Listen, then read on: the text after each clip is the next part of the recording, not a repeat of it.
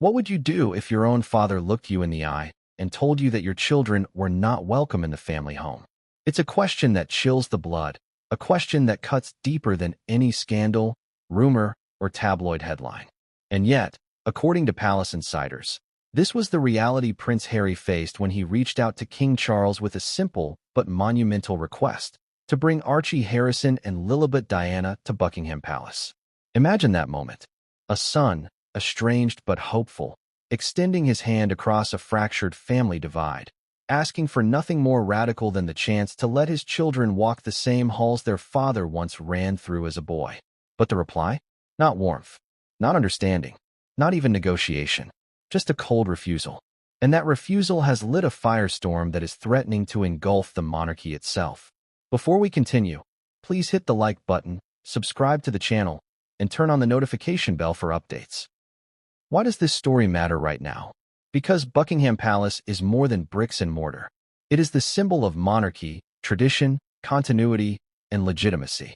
To deny Harry's children entry into that space isn't just about logistics. It's about identity, belonging, and power.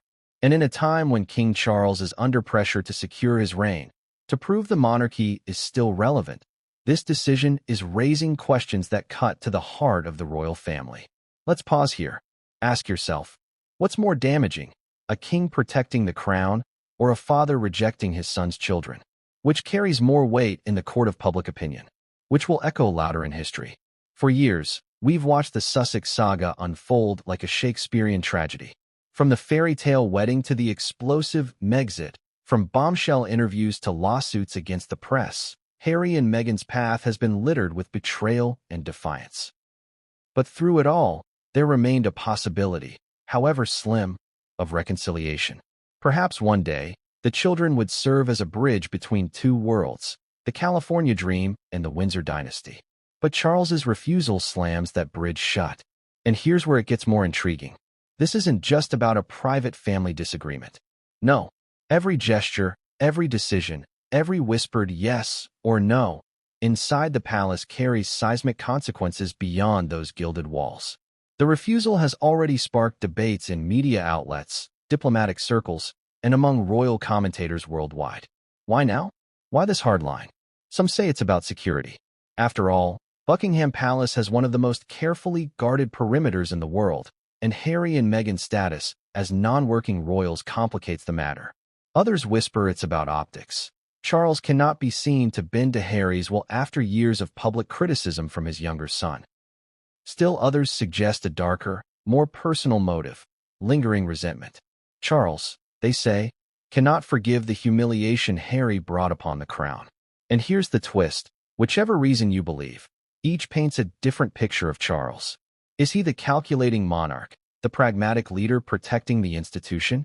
Or is he the cold father, putting pride above blood? It's impossible to ignore the emotional resonance here. Diana's ghost haunts this story.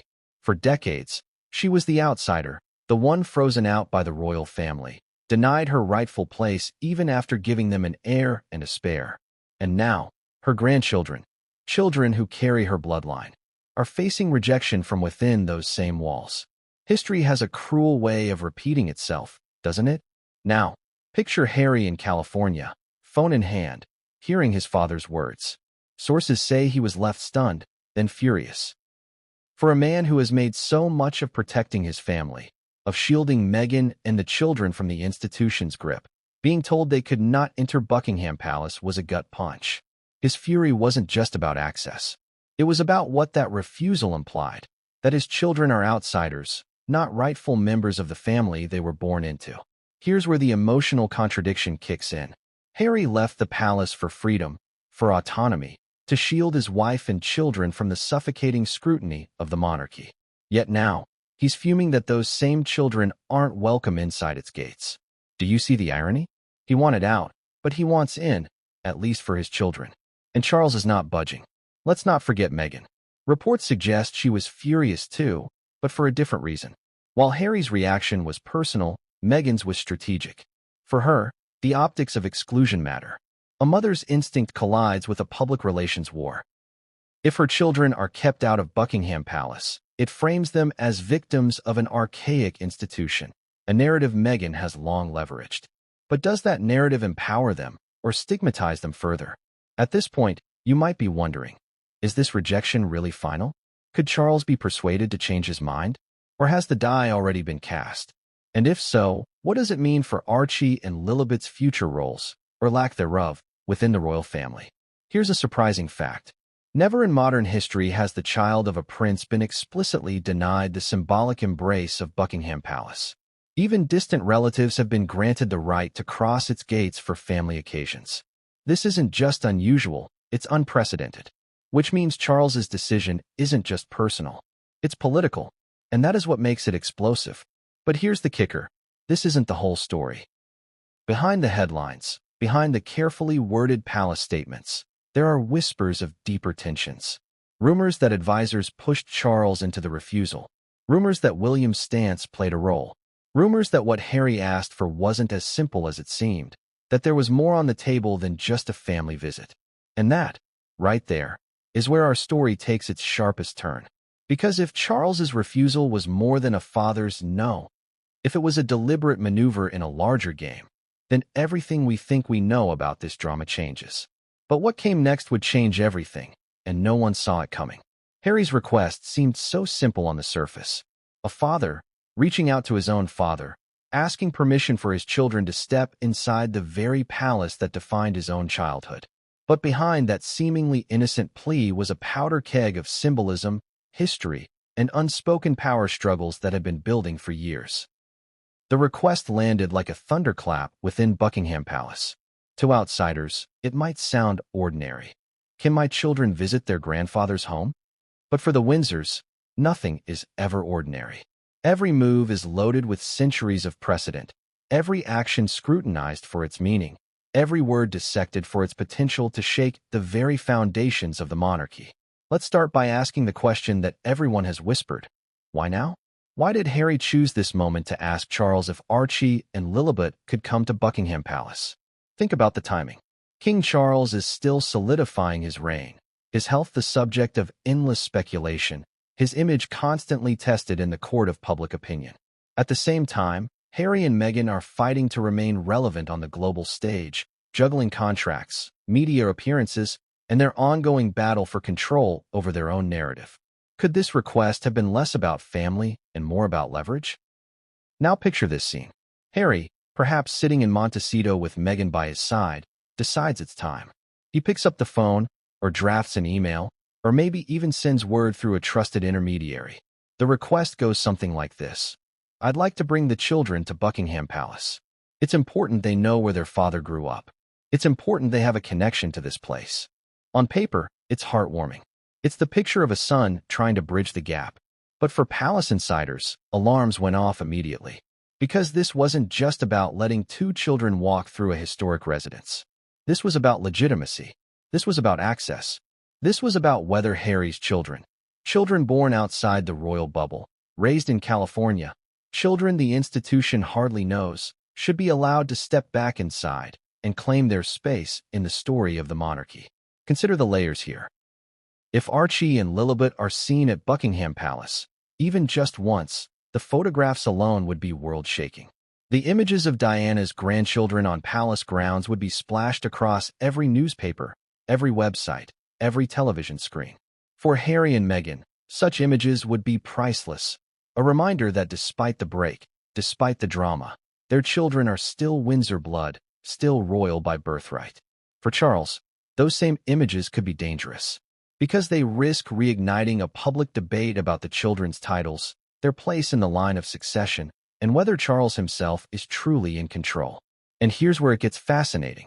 Palace aides reportedly debated the request fiercely. Some argued that denying Harry would make Charles look cruel, unfeeling, even petty. Others said granting it would hand Harry and Meghan a powerful victory, a weapon to wield in their ongoing media battles. One advisor is said to have put it bluntly. Once those children are photographed at the palace, the story changes forever. Ask yourself, if you were king, what would you do? Do you protect the image of the crown at all costs, even if it means hurting your own son?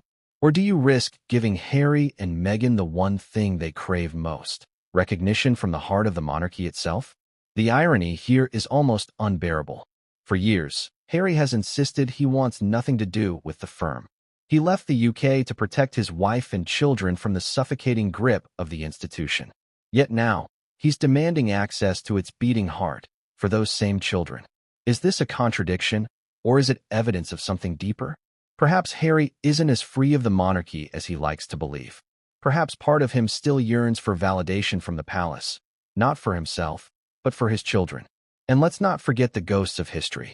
Other royal children have walked these halls, their every move documented and celebrated. Think of Charles himself, photographed at the palace with his mother, the Queen. Think of William and Harry, waving from palace balconies as children. For Archie and Lilibet to be denied that experience, it sends a message, whether intentional or not. You are not part of this story. Now, imagine Harry's mindset as he made the request. He must have known the risks. He must have known Charles might say no. But perhaps he thought blood would triumph over bitterness. Perhaps he thought a grandfather's love for his grandchildren would outweigh the monarchy's obsession with image and protocol. Perhaps he thought wrong. Because when the request reached Charles, the king didn't simply pause. He didn't leave the door open. He didn't offer a compromise. He said no. Flat, final, and cold. And according to those who know Harry best, that refusal was like a spark to dry tinder. Let me ask you directly. How would you feel if you were Harry? Would you accept your father's refusal with grace? Or would you rage at the hypocrisy of a monarch who claims to be a modern, caring king, yet refuses to let his own grandchildren cross the threshold of Buckingham Palace? But here's the most shocking part. This wasn't just a family matter. This request, this refusal, was a calculated act in a much larger battle. One that pits tradition against modernity, loyalty against betrayal, father against son. And Charles's refusal, though quiet on the surface, sent shockwaves through the entire institution. Because if the king can deny his own blood, what else is he willing to do to protect the crown? And that's the moment the story shifts from personal heartbreak to political earthquake. Harry thought he was making a private plea, but in reality, he had just triggered a chain reaction that could reshape the monarchy's image for years to come. But Charles's refusal wasn't the end of this story. In fact, it was just the beginning. Because what Harry did next, his furious response, his words, his threats, left even seasoned royal insiders shaken. And it's there, in the raw fury of a son rejected by his father, that the next chapter begins. But what came next would change everything, and no one saw it coming. Charles's refusal didn't come as a polite deferral. It wasn't wrapped in gentle words, softened by excuses, or explained away by circumstance. It was firm. It was unambiguous. And, according to those who heard about it, it was shockingly cold. This wasn't just a father telling his son, not right now. It was a monarch drawing a line in the sand, a line that Harry could not cross, and that Archie and Lilibet were never meant to cross. Now think about the weight of that. Harry's request had been simple, even reasonable in the eyes of many. Let the children see Buckingham Palace. Let them feel some connection to their heritage. But Charles's rejection sent a message that echoed louder than words. It wasn't about safety protocols. It wasn't about schedules. It was about principle. And so we ask the obvious. What was that principle? Why would Charles, the man who has long styled himself as a grandfatherly figure, so committed to family, so eager to present himself as the modern king, slam the door on his own grandchildren? One explanation put forward by palace sources was security.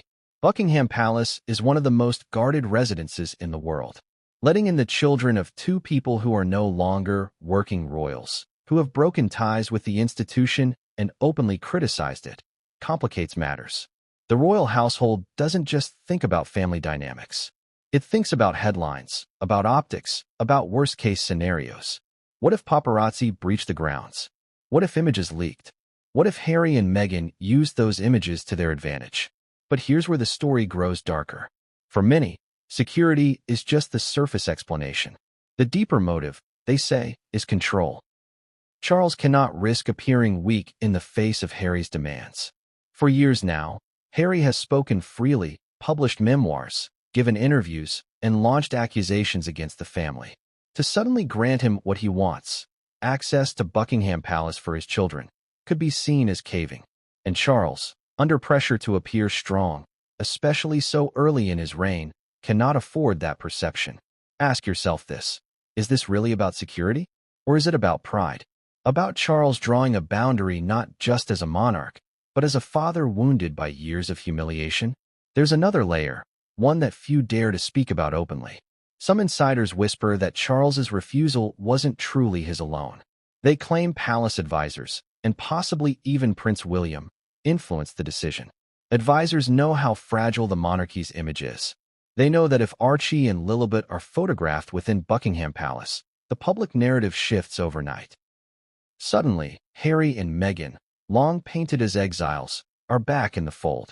And William, whose position as heir is unshakable, but whose relationship with Harry is fractured, may have been reluctant to see that reconciliation staged at the palace.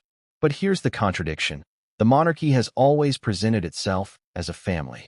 At coronations, jubilees, weddings, they show the smiling faces of children, heirs and spares, young and old, united by blood and duty. So how does it look when that same monarchy bars two of its youngest members from entering its most iconic residence? Does it not scream hypocrisy? Does it not weaken the very image they are desperate to project? The public reaction to Charles's refusal was mixed, but charged with emotion. Some saw him as justified, protecting the institution from further exploitation by a son and daughter-in-law who had, in their view, betrayed the family time and again. Others saw cruelty. A cold-blooded monarch prioritizing optics over love, image over family. What kind of grandfather does that? One commentator asked bluntly. But for Harry, the refusal wasn't abstract. It wasn't political. It was personal. Sources close to him say he was blindsided. He expected hesitation, maybe a compromise, supervised visits, private hours, conditions attached. But to be told flatly that Archie and Lilibet could not set foot inside the palace? That cut to the core. It told Harry, in no uncertain terms, that his children were not part of the royal family's story anymore. And let's not underestimate what that means to Harry. For all his claims of wanting freedom, of carving his own path, his memoir and interviews reveal one truth. The monarchy still defines him.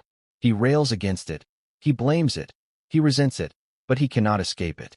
And to see his children denied access to the palace isn't just about a door being closed. It's about an identity being stripped away. Here's a surprising fact. Buckingham Palace has seen countless family dramas unfold within its walls. Feuds, divorces, betrayals. Yet rarely has a monarch explicitly denied access to his own grandchildren. Even Edward VIII, the abdicated king, estranged from the family for decades, was eventually allowed limited connections. Yet Harry's children, born into a fractured era, are being told no at the very start. This is uncharted territory. And let's not ignore the Diana factor. Harry, more than anyone, sees his mother's legacy in every royal decision. To him, this rejection might feel like déjà vu, the institution once again freezing out those who don't conform, who challenge the crown, who stand on the margins. The irony is brutal. Diana fought for her place in the family and was denied. Now, decades later, her grandchildren are facing the same wall of exclusion. The refusal has ripple effects beyond the family. Diplomatically, it raises questions. Harry and Meghan, though non-working royals, remain global figures. Their children carry royal blood. Denying them access risks embarrassing the monarchy in the eyes of foreign allies, especially in the US, where public opinion already favors Harry and Meghan more warmly than the UK does. Charles's decision might strengthen his authority at home, but could it weaken the crown abroad? But here's the twist. Those who think Charles's refusal ends the matter are wrong. Because every action in this family has a reaction. Harry's fury, Meghan's outrage, the whispers of media strategists already spinning the story. All of this ensures the drama doesn't stop here. If anything, Charles's decision has lit the fuse on something much bigger. So let me ask you, what happens when a son feels rejected, not just for himself, but for his children? What happens when anger turns into action? Harry has already proven he's willing to take on the monarchy publicly. What might he do now, faced with a father who has drawn the hardest boundary of all? The answer is as explosive as it is heartbreaking, because Harry's response wasn't quiet acceptance. It wasn't resignation. It was fury. And when Harry is furious, history shows us he doesn't stay silent. He goes public. He fights back. And this time, he had more at stake than ever before. But what Harry did next would shake the walls of Buckingham Palace, and no one was prepared for it. Harry's fury didn't simmer quietly in the shadows. It erupted like a volcano. Imagine the scene. A son already bruised by years of distance from his family, now told his children aren't welcome in the very place that defined his own upbringing. To Harry, this wasn't just a rejection. It was an insult. It was a slap across the face delivered not in private, but on the grand stage of history. People close to him described his reaction in one word: fuming. But that hardly captures the depth of it. He wasn't just angry. He was boiling with a mixture of betrayal, humiliation, and disbelief. A son pleading for his children to be recognized had been denied. And in that denial, Harry saw a larger message: that he, his wife, and his children would always be outsiders to the monarchy. Here's where things get complicated. Harry has spent years blasting the palace, telling the world how suffocating and toxic he found royal life. He left, he broke free, he claimed his independence. And yet, in this moment, he wanted in. Not for himself, perhaps, but for Archie and Lilibet. And to be told no? That pierced his defenses in a way no tabloid headline ever could. Picture Harry pacing in his Montecito home, his voice rising, his fists clenching, Meghan watching with her own mixture of outrage and icy resolve. Sources say his words were sharp, unfiltered. He called Charles's refusal cruel.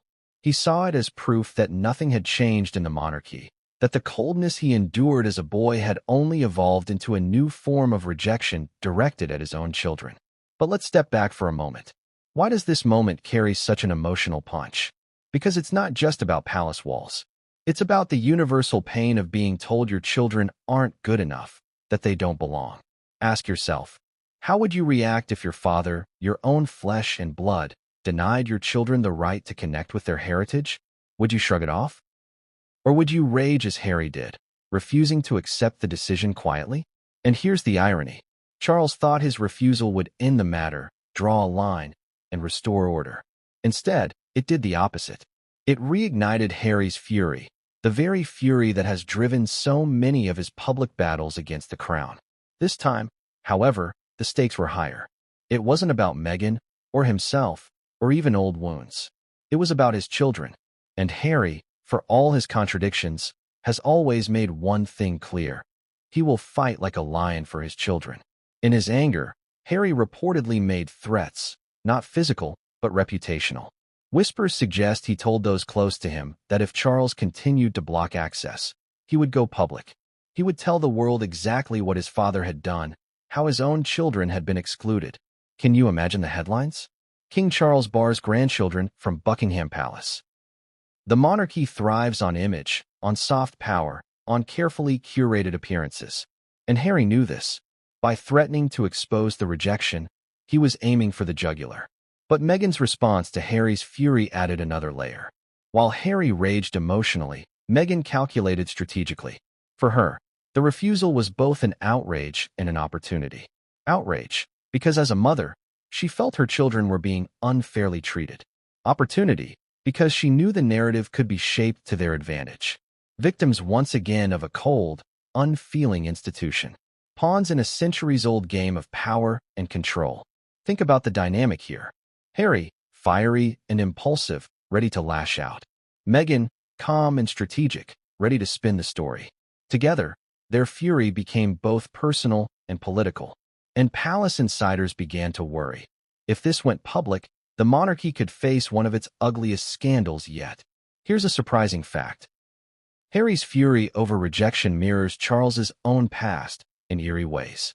As a young prince, Charles often complained about being neglected by his parents, about feeling unwanted, unseen, unloved.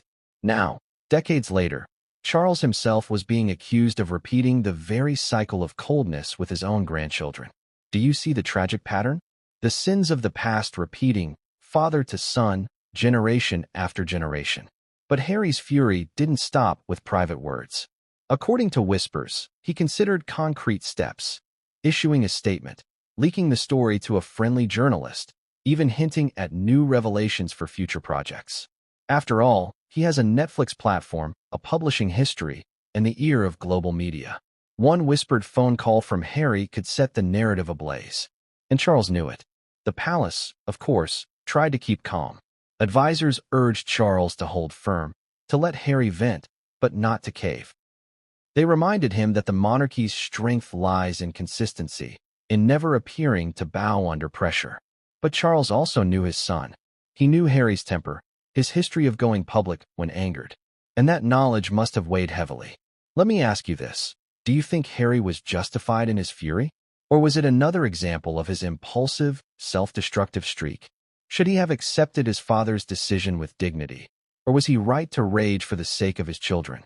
Here's the contradiction that makes this chapter so gripping. Harry hates the institution, yet he demands recognition from it. He claims freedom, yet he's chained to the palace in ways he cannot escape. And Charles, the man who claims to value family, has made a decision that fractures it even further. Both sides are trapped in their own contradictions. Both sides look weak, and both sides are playing with fire. And here's the cliffhanger. Harry's fury didn't burn out. It only grew.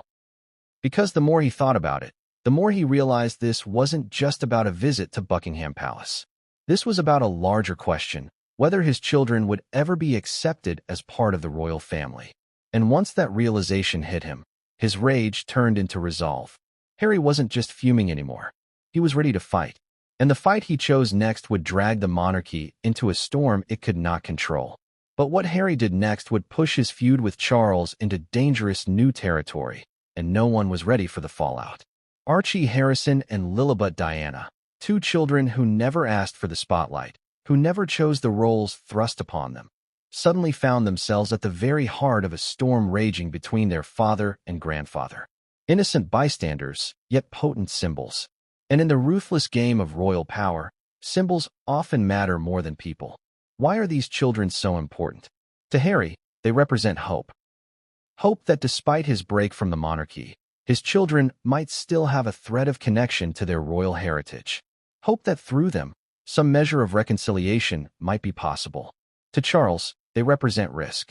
Risk of being used as pawns in Harry and Meghan's ongoing media wars. Risk of reopening wounds in a monarchy already battling for its relevance. Think about it. In a family obsessed with lineage, tradition, and continuity, what could be more important than the children? They are the future, the next generation, the living proof of the monarchy's survival. Yet here we are, with Charles denying them entry into Buckingham Palace, essentially saying, "You are not part of this story." Let's pause for a moment. Ask yourself, what message does that send?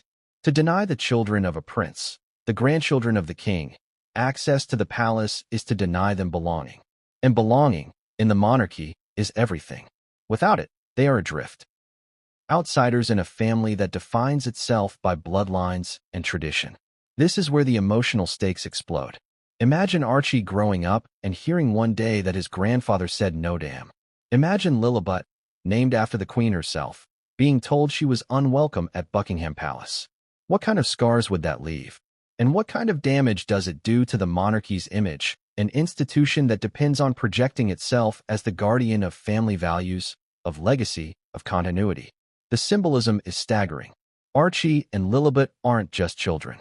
They are the embodiment of the Windsor dynasty colliding with modern America, with celebrity culture, with the new world Harry and Meghan have chosen. They are bridges between two worlds, but bridges Charles seems determined to burn. And yet, from Meghan's perspective, this refusal is almost a gift. Why? Because it reinforces her long-held narrative that the palace is cold, unwelcoming, and discriminatory. In her eyes, Charles's decision proves that the monarchy hasn't changed, that it remains an archaic institution clinging to rigid hierarchies and petty grudges. For Meghan, Archie and Lilibet become more than children. They become proof. Proof that she was right all along. Here's a surprising fact that adds fuel to the fire. Unlike other royal children, Archie and Lilibet have barely had any public appearances on royal soil. Their photographs at the Jubilee were fleeting, carefully managed, and even then they caused controversy. Compare that to William and Kate's children, who are paraded at every royal event, their images polished into icons of continuity. The contrast is glaring, and it raises questions. Why such a visible embrace of one set of royal grandchildren, but an almost complete rejection of the other? The public sees it. Commentators see it. And Harry, more than anyone, sees it. To him, this isn't just unfair. It's personal. It's history repeating itself. He remembers feeling like the spare, overshadowed by William. Now, his children are being treated like spares too, or worse, as if they don't exist at all. Let me ask you directly, do you think Archie and Lilibet are being punished for the choices of their parents?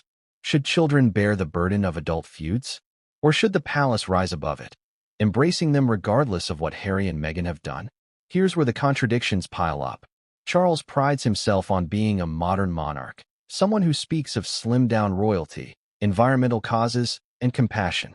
Yet in this moment, his decision screams of old-fashioned coldness, of pettiness dressed up as principle. Can you truly claim to be modern while freezing out your own grandchildren? And the irony doesn't stop there. Meghan and Harry left the royal fold to protect their children from its rigid traditions and relentless spotlight. Yet now, they are furious that those same children are being kept outside its gates. They claim to want independence, but they demand recognition. They reject the monarchy, yet they crave its validation for their children. Isn't that the deepest contradiction of all? Still, let's not lose sight of the human element. Behind the politics and optics are two young children, growing up oceans away from the family that shaped their father. Children who, through no fault of their own, are being used as symbols in a battle that has nothing to do with them. Innocence caught in a war of pride. And that, perhaps, is the true tragedy. But here's where the story takes an even sharper turn. The question of Archie and Lilibet's place in the family didn't just divide Harry and Charles. It sparked fierce debate inside the palace itself. Advisors, senior royals, and insiders all had opinions, and some of those opinions were explosive. Some said the children should be welcomed, if only to quiet the criticism.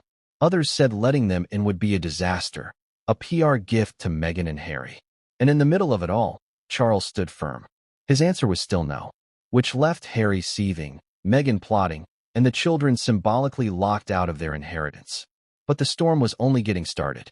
Because when advisors began to weigh in more heavily, and when whispers of William's influence emerged, the rejection of Archie and Lilibet took on an even more sinister dimension. It was no longer just a family decision. It was a calculated act of monarchy. And what those advisors revealed next sent shockwaves through Buckingham Palace. But what came next would change everything, and no one saw it coming. Behind the gilded gates of Buckingham Palace, whispers became strategies, and personal tensions morphed into institutional decisions. Harry's request had been denied by Charles, but the truth is, the king wasn't standing alone. He was surrounded, as every monarch always is, by a cadre of advisors, courtiers, and senior aides whose influence on these family matters cannot be underestimated. This is where the story shifts from a private father-son clash into something much bigger, the machinery of monarchy grinding into action. Because if there's one rule inside the palace, it's this: nothing is ever just family. Every personal moment doubles as political theater, and advisors make sure the crown's survival always comes before sentiment. Now, let's ask the uncomfortable question. Was Charles's refusal entirely his own decision? Or was it, at least in part, orchestrated by the gray-suited men and women who have served the institution for decades? Consider this. Palace advisors know better than anyone the risks of Harry and Meghan stepping back into royal spaces. They know that once Archie and Lilibet are seen at Buckingham Palace, the narrative shifts overnight. Suddenly, the Sussex children are no longer outsiders. They're royals with undeniable claims. That imagery alone could unravel years of carefully constructed distance between Harry and the monarchy. One senior aide reportedly warned, if those children are photographed in the palace, it will look like they're part of the inner circle again. We can't control that narrative. To them, it wasn't about sentiment. It was about power, image, and control. But here's the contradiction that gnawed at some insiders. The monarchy has always leaned on children to project continuity. Every jubilee, every balcony appearance, every coronation features smiling royal heirs as proof the dynasty is secure. To exclude Archie and Lilibet cuts directly against that narrative. Doesn't it make the monarchy look hypocritical? Doesn't it reinforce every criticism Meghan has ever made about the institution being cold, discriminatory, and unfeeling? This contradiction split opinions inside the palace. Some advisors argued for pragmatism, allow a brief, private visit under strict conditions, take no photographs, and prevent a scandal. Others insisted on a hard line. Once you open the gates, you can't close them again. Better to endure a few days of negative press than to risk long-term chaos. But here's where things get even more fascinating. Whispers suggest that William's influence loomed large over these debates. As the heir, his voice carries weight. Some say he urged caution, worried that letting Harry's children into the palace would reignite calls for reconciliation, which he does not support. William has worked hard to protect his own family's image, the perfect, dutiful heirs, and perhaps he feared that sharing the stage with Harry's children would muddy that narrative. Think about that for a moment. If William's stance truly shaped Charles's decision, then this isn't just a king refusing a son. It's an heir shaping the family's future by sidelining his niece and nephew. Can you imagine the family tension brewing beneath the surface? Brothers already estranged, now divided further by the fate of their children. And here's the emotional twist. Harry must suspect all of this. He's not naive. He knows the palace machinery, he knows how advisors operate, and he knows William's influence. To him, Charles's refusal may not just feel like paternal coldness. It may feel like betrayal orchestrated by an entire system, a system designed to keep him and his children on the outside. Let me ask you, do you think Charles had the backbone to make this decision alone?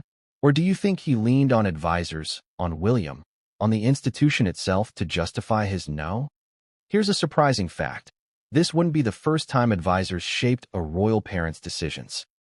Queen Elizabeth II was famously persuaded by courtiers to limit her interactions with her own children during their younger years, prioritizing duty over family.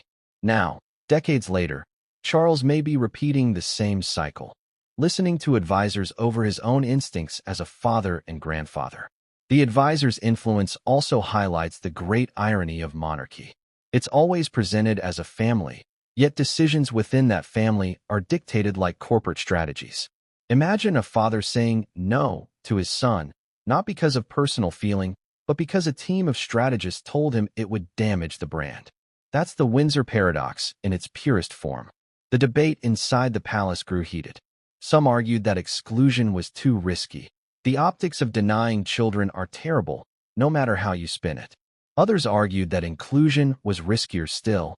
The Sussexes could seize control of the narrative and embarrass the crown. In the end, Charles sided with the hardliners. Whether by conviction or by pressure, he held firm.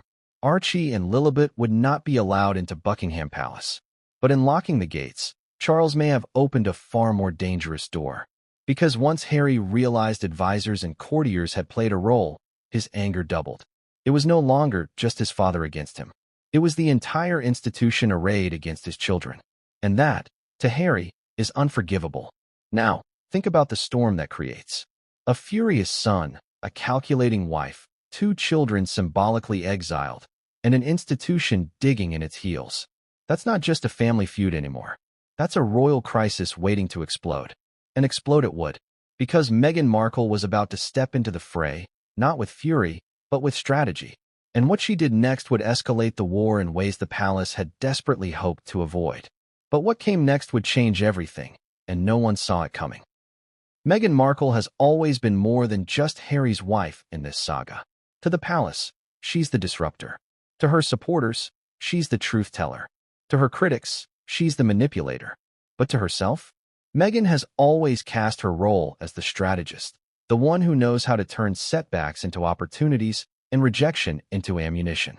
So when Charles's refusal came down, when advisors reinforced that Archie and Lilibet would not be welcomed into Buckingham Palace, Harry's fury was emotional, but Meghan's reaction was tactical. She didn't just see cruelty, she saw a narrative forming.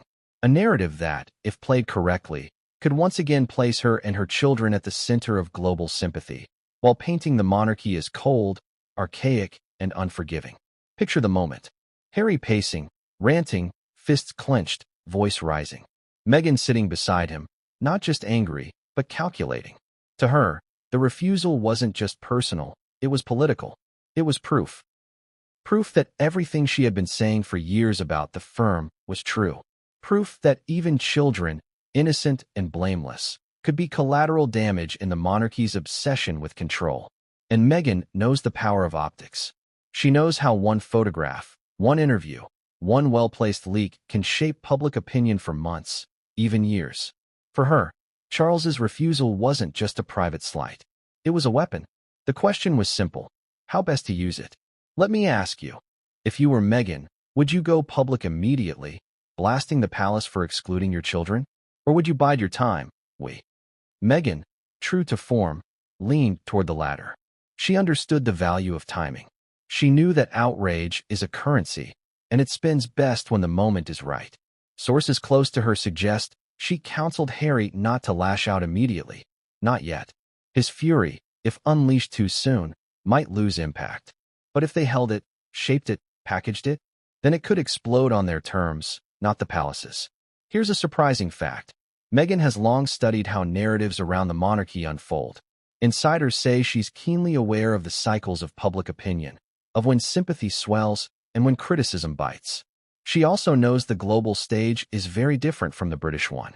In America, the image of two young children being denied entry to their grandfather's palace would provoke outrage. It would play into deep cultural themes, fairness, family, equality, that resonate far beyond the UK. And that's where her pushback began. Quietly, subtly, but unmistakably.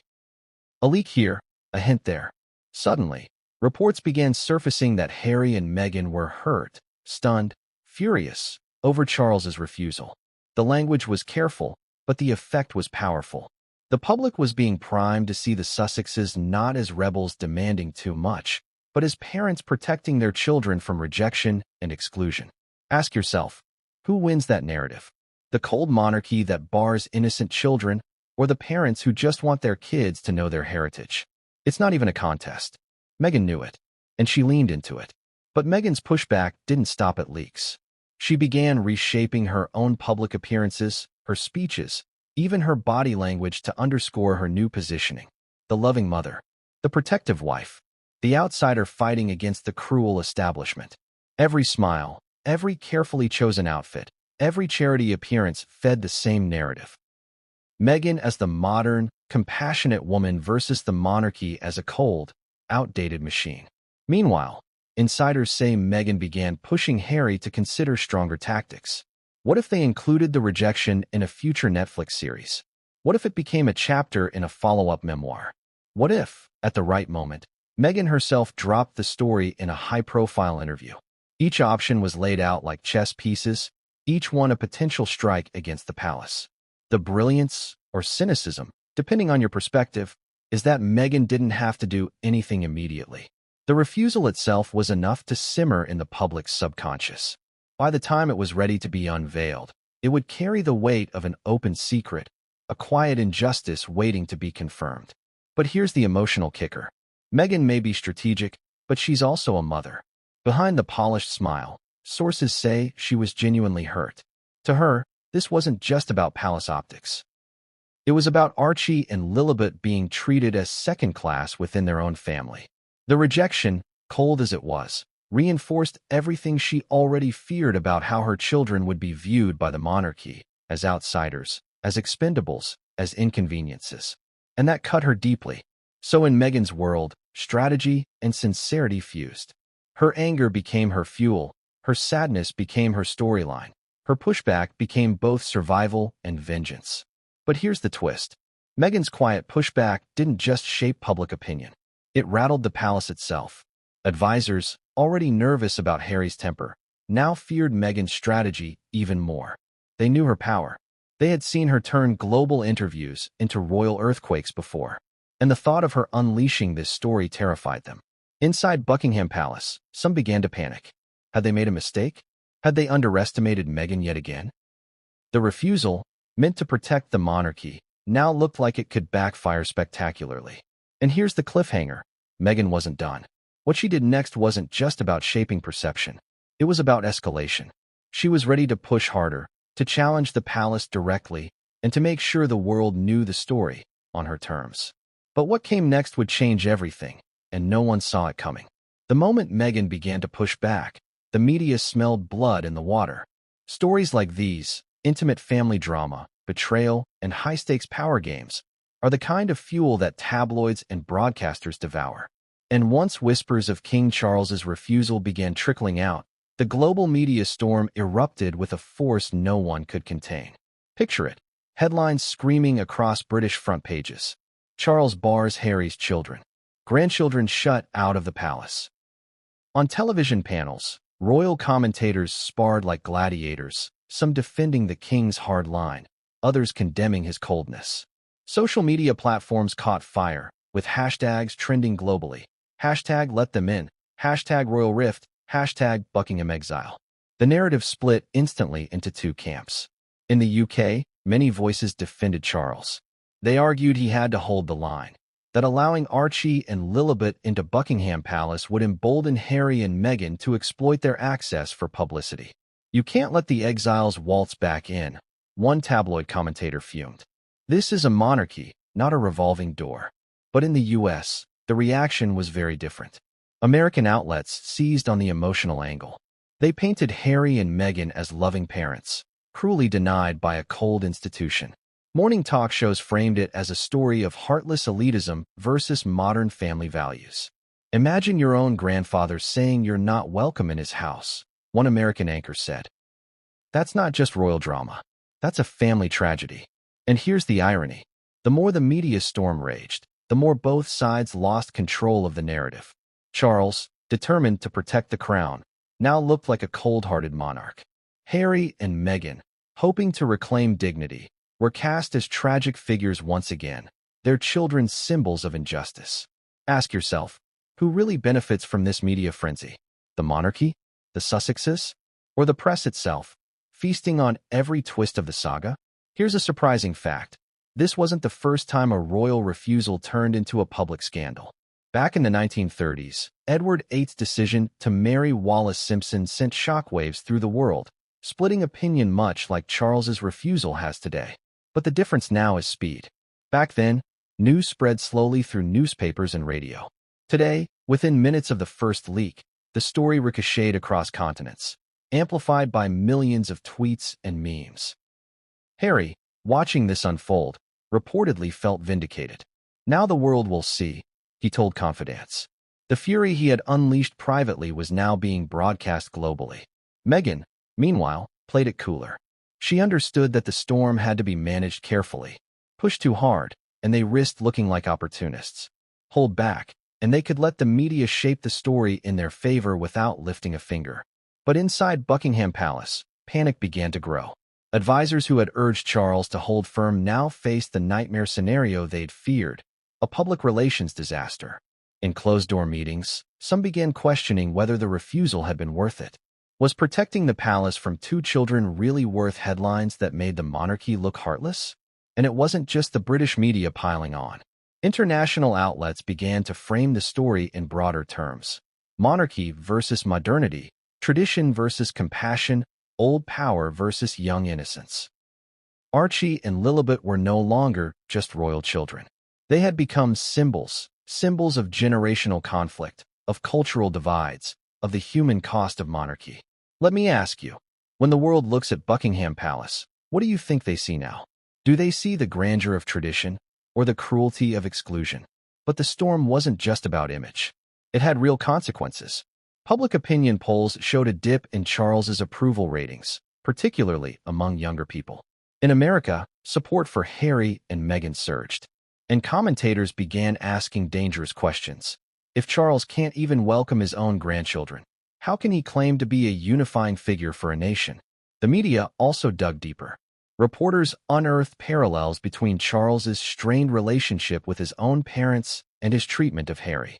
Others highlighted the contrast between how William's children are celebrated and how Harry's are sidelined. The comparisons were brutal, the coverage relentless. And then came the international ripple effects. Politicians weighed in.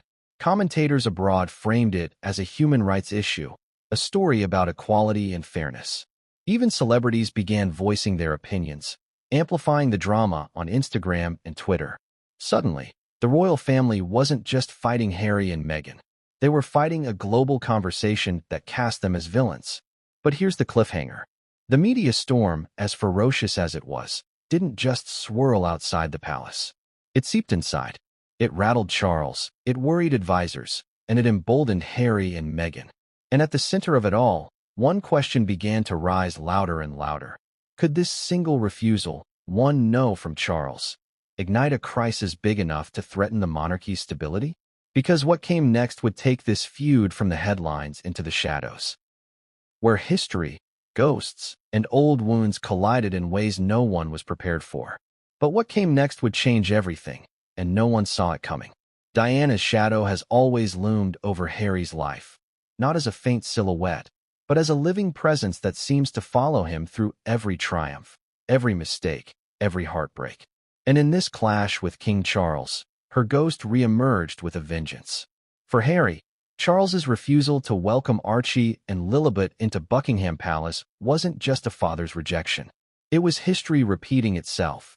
The same coldness, the same rigidity, the same institution that once pushed Diana to the margins now seemed to be pushing her grandchildren out as well. Close your eyes for a moment and imagine Harry's perspective. His mother, the Princess of Wales, had been adored by millions around the globe, yet felt suffocated, unloved, and unwelcome within those palace walls. She fought for dignity, for belonging, and was met with stone-cold silence. And now, decades later, Harry sees the same cycle. Different generation, same institution. A king repeating the same sins his late wife exposed. Harry has never hidden his view of this. In his memoir Spare, he made clear that Diana's treatment shaped him profoundly. He sees her pain mirrored in Meghan's. And now, he sees her exile mirrored in the rejection of Archie and Lilibet. The irony is almost too much to bear. Diana's bloodline, her very grandchildren, being denied the same palace that once made her feel like an intruder. Let me ask you, is this simply a coincidence, or is it proof that the monarchy cannot escape its own history? The press, of course, pounced on the comparison. Tabloids plastered side-by-side photos. Diana standing alone outside the palace gates in the 1990s, and Archie and Lilibet mentioned in headlines as children barred from those very gates today. Commentators asked if Charles, haunted by his failures with Diana, was dooming himself by repeating them with Harry's family. One columnist wrote bluntly, "The ghost of Diana will never let Charles rest. Every time he turns his back on Harry, he turns his back on her memory too." And here's the part that makes the story even more haunting. Diana herself once worried about how the institution would treat her grandchildren. In interviews, she spoke about breaking cycles, about wanting her sons to raise their children differently, with love and openness rather than protocol and formality. She wanted Harry and William to protect their families from the same coldness that consumed her. And yet, decades later, Harry sees those fears coming true. Imagine the weight of that on Harry. Every time Charles shuts him out, every time the palace says no, Harry hears Diana's voice, sees her tears, feels her pain. His fury isn't just his own, it's inherited. It's generational trauma boiling over into the present. And that makes him even more dangerous to the monarchy, because Harry isn't just fighting for his children. He's fighting for his mother's memory. But here's where the story takes a darker twist. For Charles, Diana's ghost is equally haunting, but for opposite reasons. She is his eternal critic, the one figure who undermines his legacy at every turn. Every decision he makes is measured against what Diana might have done. And in this case, refusing Harry's children only strengthens the narrative that Charles is the cold-hearted king, while Diana remains the sainted mother whose compassion shines brighter in death than his reign does in life. Ask yourself, how can Charles ever win against that ghost? Against the memory of a woman who continues to outshine him decades after her death? The American media, in particular, leaned heavily on the Diana parallel. For audiences who already view Meghan as Diana 2.0. The outsider, the woman fighting against the institution, the comparison was irresistible. Meghan became the modern Diana. Archie and Lilibet became the innocent heirs of her legacy. And Charles once again was cast as the heartless man putting the crown above family. The narrative practically wrote itself. And yet, behind the public narrative, there was another layer, an eerie one. Rumors circulated that Harry had spoken privately about feeling haunted, not just metaphorically, but spiritually, by his mother's absence in these moments. Some claimed he said, "If she were here, none of this would be happening." That haunting sense of "what if" drove his fury deeper, making him feel that every rejection from Charles was also a rejection of Diana's memory. Here's a surprising fact. Diana herself had been kept away from Buckingham Palace after her divorce. Though she retained her title as Princess of Wales, her access to palace life was restricted, and she lived outside its walls until her death. For her grandchildren to now be denied access feels like an eerie continuation of that exclusion. The palace gates remained shut, generation after generation, against Diana's line. And that's the tragedy. Archie and Lilibet, too young to even understand the politics around them, are caught in the same cycle that consumed their grandmother. A cycle of exclusion, of coldness, of power triumphing over family. But here's the cliffhanger. The Diana comparisons didn't just stir public outrage, they terrified the palace. Advisors knew that once Diana's name is invoked, Charles cannot escape. The ghost becomes louder than the king himself. And in this case, the ghost of Diana was about to become a weapon, one Harry and Meghan could wield to devastating effect. Because what came next wasn't just about Archie and Lilibet anymore. It was about Diana's legacy, her memory, and whether her grandchildren would inherit her curse or her crown. But what came next would change everything, and no one saw it coming. The rejection of Archie and Lilibet didn't just pit Harry against Charles. It cracked open the fault lines between brothers that had been quietly widening for years. Family divisions that the monarchy tried desperately to paper over were suddenly laid bare, and the world began asking the question Harry himself has long suspected. Just how much influence did Prince William have in this decision? Let's not forget, William isn't just Harry's older brother. He's the heir to the throne. Every choice he makes is calculated with one eye on the crown he will one day wear. To him, everything is about protecting the institution. To Harry, everything is about protecting his wife and children. Two brothers, once inseparable, now embodying two completely different worlds. And in this moment, those worlds collided head-on. Insiders whispered that William's voice carried heavily in Charles's refusal. Some say he argued that letting Harry's children into Buckingham Palace would blur the line they had worked so hard to draw between the working royals and the outsiders. For William, the monarchy's survival depends on clarity, on the public seeing his children, George, Charlotte, and Louis, as the uncontested future. Sharing that spotlight with Archie and Lilibet could muddy the picture. Do you see the cruelty in that logic? Children used as chess pieces, their worth measured not by love, but by how well they serve the crown. And for Harry, nothing could sting more deeply than the thought of his brother, the man who once promised to be his protector, standing silently, or worse, actively, against him. Ask yourself, if you were Harry, how would you process that? Would you chalk it up to duty? Or would you see it as betrayal of the most personal kind? The press leapt on this angle. William blocks Harry's children. One headline blared. Royal experts lined up to speculate. Did William truly push Charles to say no? Or was his silence itself a form of complicity? Either way, the story painted William not as a neutral party, but as a player in the drama, one whose choices favored the crown over his own flesh and blood. Here's the haunting symmetry. Decades ago, Harry and William were united by trauma, bonded by the death of their mother. They leaned on each other against the coldness of the institution. But now, that bond is shattered. William defends the monarchy that once hurt them both, while Harry fights against it. And Archie and Lilibet, innocent children, become the battleground for that sibling war. Consider the imagery. William's children standing proudly on Buckingham Palace balconies, waving to adoring crowds. Harry's children shut out of those same gates, their names whispered only in controversy. The contrast is devastating, and Harry knows it. He sees in William not just a brother, but a rival, someone whose children are celebrated as the future while his own are treated as outsiders. But here's the contradiction. William, for all his loyalty to the crown, must know how this looks. He must see the headlines, feel the sting of public opinion turning against his father, and by extension, against himself. Is protecting the institution really worth alienating his only brother forever? A surprising fact. In private moments years ago, Diana used to tell friends that she worried most about her sons drifting apart. She feared the weight of the crown would one day drive a wedge between them. And now, here we are, her fear realized. Two boys who once clung to each other at their mother's funeral now stand on opposite sides of a palace gate, fighting over whose children deserve a place inside. And it wasn't just William. Other royals reportedly weighed in behind the scenes. Camilla, now queen consort, was said to be wary of Harry's children being brought into the palace drama, fearing it would stir further chaos. Princess, and, ever the pragmatist, allegedly sided with Charles's firmness. The family, fractured as it already was, became even more divided, with Archie and Lilibet's fate turning into a proxy war for larger issues: loyalty, succession, and power. Let me ask you, when does a family stop being a family and start being an institution? And when that line blurs, who pays the price? Harry certainly saw the price.